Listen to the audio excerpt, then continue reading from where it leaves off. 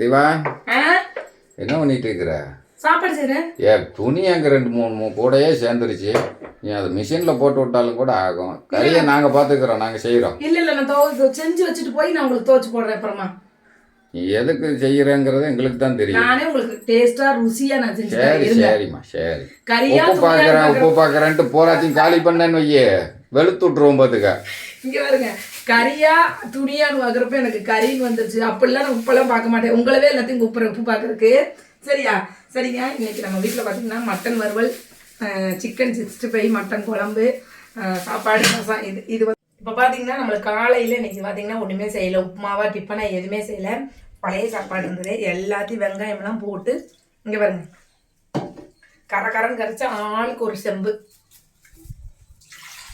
குடிச்சிடுறது. அதுக்கப்புறம் தான் non veg start பண்ண போகிறோம். நல்லா ஒரு உண்டை தயிரை ஊற்றி இப்படி கரைச்சிட வேண்டியது. கரைச்சா ஆளுக்கு ஒரு டம்ளர். பார்த்தீங்கன்னா இந்த இடத்துல நம்ம சாப்பாடு வச்சு விட்டோம். அரிசி ஏற்கனவே நான் ஊற வச்சுருந்தேன். இதில் பார்த்தீங்கன்னா வெங்காயம் வணங்கிட்டு இருக்கு. இதில் தக்காளி புளியும் மொத்தத்துக்கு வேக வச்சு தான் நான் தாளிப்பேன். இது வந்து மட்டனில் வந்து ஈரல் இந்த மாதிரி நல்ல பீஸாக எடுத்து கிரேவி பண்ணிடலாம் மட்டனில். இதில் வந்து சிக்கன் 65. முதல்ல நான் சாப்பாடு ஆகும்போது இந்த சிக்கன் 65 போட்டு கொடுத்துருவேன். சாப்பிட்ருவாங்க முதல்லையே. அதனால் இது மட்டும் ரெடி ஆகிட்டு இந்த சிக்கன் எப்படி நான் 65 போடுறேங்கிறத நான் காட்டுறேன். பார்த்தீங்கன்னா நம்ம 65 எப்படி போடுறேன் சொல்லி தரேன். நான் போட மெத்தடில் சொல்லி தரேன். டேஸ்ட் சூப்பராக இருக்கும். முட்டை ஒன்று ஊற்றிக்கலாங்க.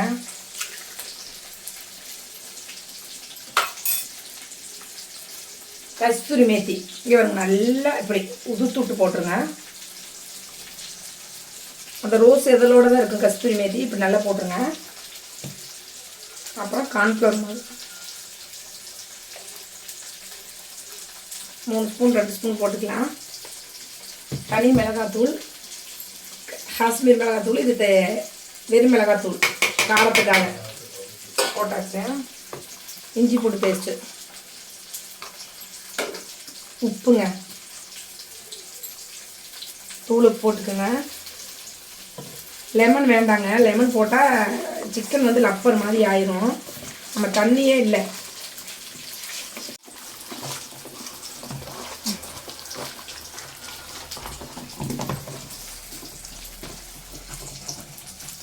பாருங்க ஊறட்டு, ரொம்பலாம் வேண்டாம். மட்டன் கட் பண்ணி ஊறட்டும், அப்புறம் போட்டு கொடுத்துடலாம் குழந்தைகளுக்கு. ஃபுல்லாக ஊறட்டுங்க.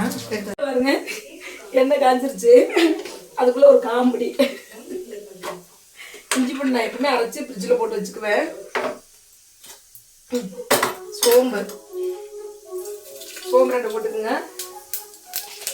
ஒரே ஒரு பட்டை இங்கே காத்துக்கிறேன். ஒரே ஒரு கிராம்பு. இது வந்து வறுவலுக்கு.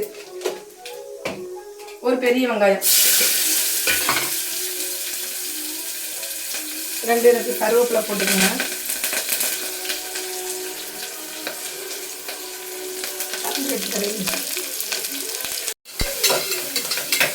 நல்ல பொண்ணு நேரமாக வதங்கட்டும். உப்பு போட்டுருவோம், சீக்கிரம் வதங்குவோம்.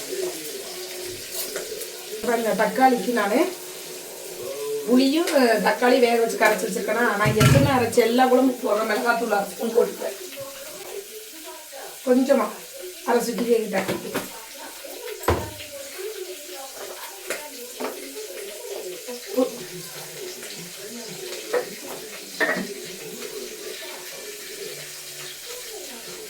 இத்தனை சீரகம், இத்தனை மிளகு, இது கூட பூண்டு வச்சு நினைக்கிறேன். ஒரே ஒரு பச்சை மிளகா வச்சுக்கிறேன். வெங்காயம் பாருங்க பொது நேரமாக வதங்கிடுச்சா. இந்த ஒரு தக்காளி போட்டுக்கலாம். தக்காளி லைட்டாக வதங்கினாலே போதும். இஞ்சி பூண்டு பேஸ்ட்டு எல்லாம் சொல்கிறாங்க. இஞ்சி பூண்டு பேஸ்ட்டு வந்து அரைச்சி வச்சு யூஸ் பண்ணலாமான்ட்டு. எங்கள் கடையில் போய் மாதக்கணக்கில் அது வினிகர் ஊற்றி என்னென்னமோ பண்ணி 6 மாதத்துக்கு 1 வருஷத்துக்கு வச்சு யூஸ் பண்ணுறாங்க. இது நம்ம மாதத்துக்கு ஒரு டீப் அரைக்கிறோம். நம்மளே ஹோம்மேடாக தயாரித்து வேறு ஒன்றுமே இல்லை. ஆயிலை சூடு பண்ணி ஆற வச்சு இதில் ஊற்றி அரைச்சி வச்சுக்கலாம். மஞ்சத்தூள் வேணா உப்பு குழம்பு போட்டுக்கலாம். அவ்வளோதான். இது வந்து யூஸ் பண்ணலாம் நிறைய பேர் கேட்குறீங்க. அதுக்காக நான் இல்லை, நான் எப்போயுமே வாங்க மாட்டேன். கடையில் இப்படி தான் அரைச்சிக்குவேன். சரிங்களா? அது வதங்கட்டுங்க. தக்காளி லைட்டாக வதங்கினா போதும். இஞ்சி போட்டு லைட்டாக கிரேவிக்கு நம்ம கிரேவி தனியாக எடுத்து கழுவி வச்சுருக்கோம். அந்த மட்டன் பீஸா, இது கறி பீஸா வச்சுருக்கோமா, அதை போட்டுடலாம். வதங்கட்டும். எண்ணெய் ஊற்றி எண்ணெய் காய்ச்சோன்னா கடுகு வரமிளகா அவ்வளோதான். இது நான் நுணுக்கி வச்சுருக்கல பச்சை மிளகா பூண்டு எல்லாம் போட்டு அது அவ்வளோதான். இது கூட கருவேப்பிலை, இந்த 3 தான். எண்ணெய் காஞ்சிருச்சு. காஞ்சோன்னா கடுகு 2 வரமிளகா.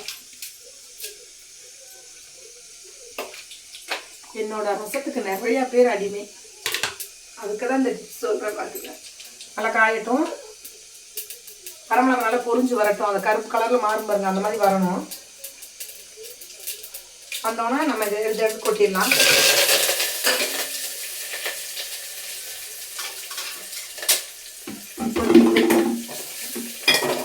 கொட்டிட்டு அதில் 2 பீஸ் பெருங்காயம் எண்ணெயில் போட்டுருவோம். ரசத்தை எடுத்து ஊற்றிடலாங்க. அவ்வளோதான், முடிஞ்சது. மஞ்சத்தூள் வேணுங்கிறவங்க யூஸ் பண்ணிக்கலாம். நான் மஞ்சத்தூள் போடலை.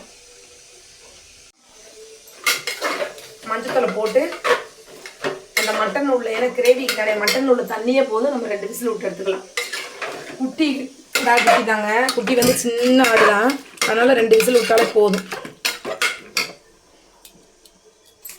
இதை வந்து பார்த்தீங்கன்னா விசில் போட்டுட்டோம். ரசம் கூட்டி வரட்டும். அது மல்லித்தலை போட்டு இறக்கலாம். இது வந்து இப்போ மட்டன் கிரேவிக்கு ரெடி பண்ணி வச்சுட்டேன். விசில் வரட்டும்னு. அடுத்து பார்த்தீங்கன்னா குழம்பு வச்சிடலாம். குழம்பு குக்கரில் தான் வைக்கிறேன்.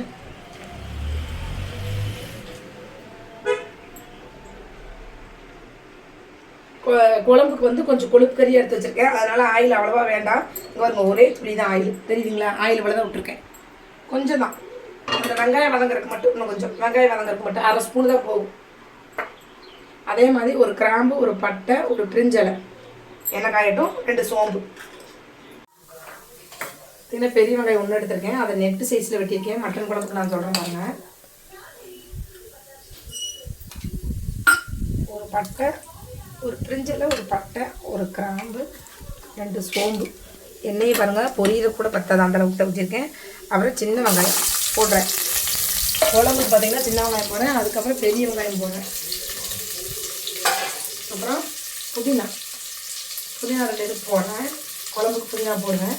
இது ஓட்டை கடையில் வைக்கிற மட்டன் மாதிரி இருக்கும். இதை வதங்கினோன்னே நம்ம தக்காளி ஒன்று போட்டுக்கலாம். தக்காளி போட்டு வதக்கிடலாங்க. இஞ்சி போட்டு நல்லாவே 2 ஸ்பூன் போடலாம்.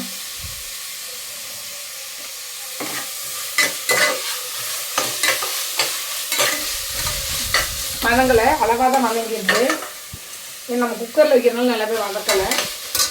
மட்டன் எடுத்து போட்டலாம். போட்டு இப்போ அந்த மட்டன் கூட சேர்ந்து தக்காளி வதங்கிடும். நம்ம விசில் போட வேண்டியது இல்லைங்க. மிளகாத்தூள் எல்லாம் அரைச்சி வச்சு நம்ம விசில் விட போகிறப்போ மட்டன் குழம்புக்கு. இப்போ பார்த்தீங்கன்னா நான் சொல்லியிருக்கேன் கறி மசாலா தனியாக அரைச்சிப்பேன். எல்லா குழம்புக்கும் போடுற தூள் திரும்ப திரும்ப சொல்கிறேன். ஒரு தூள் வச்சுருக்கேன். மீன் குழம்பு, கறி குழம்பு எல்லாத்துக்கும் அதுதான். இது வந்து மட்டன் தூள். மட்டன் தூளில் 1 ஸ்பூன், நல்லா பெரிய ஸ்பூனில் 1 ஸ்பூன் போட்டுக்கிறேன். இது வந்து எல்லா குழம்புக்குமே நான் போடுறது. சாம்பாருக்கு தான் போடுவேன், புளி குழம்புக்கு, வத்தல் குழம்பு, மீன் குழம்பு எல்லாத்துக்கும் இந்த பொடி தான். அதில் வந்து நல்லா 2.5 ஸ்பூன் பெரிய ஸ்பூன். நாங்கள் கொஞ்சம் காரசாரமாக சாப்பிடுவோம், அதனால நான் சொல்கிறேன். மட்டன் தூளில் வந்து பார்த்திங்கன்னா வரமிளகா, பட்டை, கிராம்பு, ஏலக்காய் எல்லாம் போட்டு அரைச்சிருப்பேன். இதில் வந்து பார்த்திங்கன்னா மல்லி, சீரகம், சோம்பு, வெந்தயம், அப்புறம் சுக்கு இதெல்லாம் போட்டு அரைச்சிருப்பேன். இது வருங்க, இந்த மாதிரி வந்துருச்சா. சின்ன வெங்காயத்தை வணக்கி அரைச்சி வச்சுருக்கேன் நான், பேஸ்ட் மாதிரி. அதையும் ஊற்றிலங்க வருங்க. கொஞ்சம் தண்ணி ஊற்றிடலாங்க. நம்ம குழம்பு எவ்வளோ தேவையோ அந்த அளவுக்கு தண்ணியை ஊற்றி குக்கரில் விசில் விட்டுறலாம். இப்போ அப்படி தான் இருக்கும். குழம்பை நம்ம திறக்கிறப்ப அந்த கொழுப்பெல்லாம் வெந்து அந்த எண்ணெய் பிரிஞ்சு வந்துருக்கும் பாருங்க, அப்போ டேஸ்ட்டாக இருக்கும். நல்லா ஊறி எப்படி இருக்குன்னு பாருங்க. ஊறி சில்லி போட்டலாம். உங்களுக்கு அந்த குக்கர் மறைச்சிருக்கும்.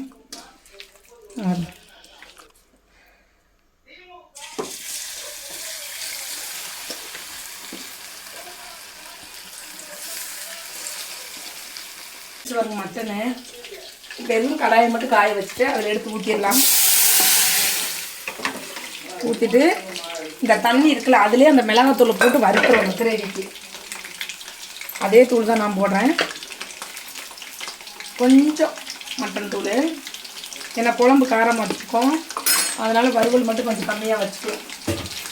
அப்புறம் எல்லா குழம்புக்கும் போடுற தூள் கொஞ்சம்.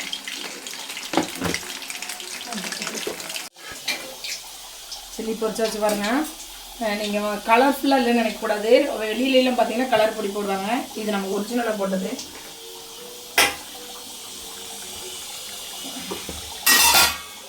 மட்டன் கிரேவி பாருங்க எப்படி எண்ணெய் பிரிஞ்சு வந்து கிரேவி ஆயிடுச்சுன்னு. இந்த பக்கம் சில்லி வெந்துட்டுருக்கு, குழம்பு விசில் வந்துருச்சு. மல்லித்தலையை போட்டு நம்ம இறக்கிடலாம்.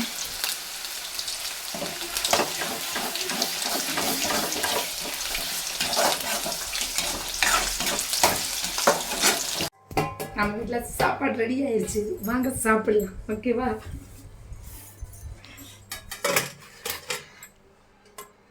போதுங்க, இந்த சாப்பாடு போதும். ஓகேவா? சில்லி எடுத்து வச்சுக்கலாம். ஆம்லேட் அப்படியே கொட்டிக்கலாங்க.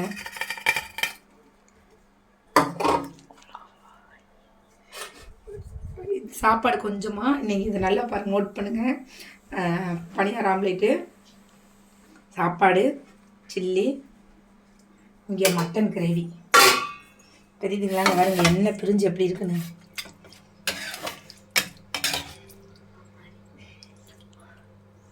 அவங்க அப்பாவுக்கு மட்டன் கிரேவி. இதில் அவர் பேனை சாப்பிட்டதுக்கப்புறம் ஊற்றி கொடுத்துடலாம்.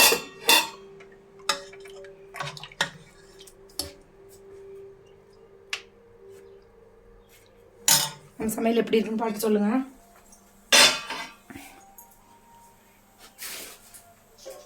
சாப்பிட ஆரம்பிச்சிடலாங்க. ஸ்டார்டிங்கில் ஆம்லேட்லேருந்து ஆரம்பிக்கலாம், அப்புறம் ஒன்று ஒன்றா. நல்லா மட்டன்லாம் நல்லா வறுவலோடு சாப்பிட்டு மணி 3 ஆச்சு. துணி அள்ளிட்டு வந்தாச்சு. இதெல்லாம் மிஷினில் போட முடியாது. புடவை போடலாம், நான் என்னோடய புடவையெல்லாம் போட மாட்டேன், பனியன்லாம் போட மாட்டேன், அவர்கிட்ட ஒயிட் ஷர்ட்டும் போட மாட்டேன். இன்றைக்கி நைட்டு 7 மணி வரையும் துணி தான் துவைக்கணும். சரிங்க, நம்ம வீடியோ முடிஞ்சது. நம்ம வீடியோவை பாருங்கள், முடிஞ்ச அளவுக்கு சப்போர்ட் பண்ணுங்கள். ஓகே, பாய்.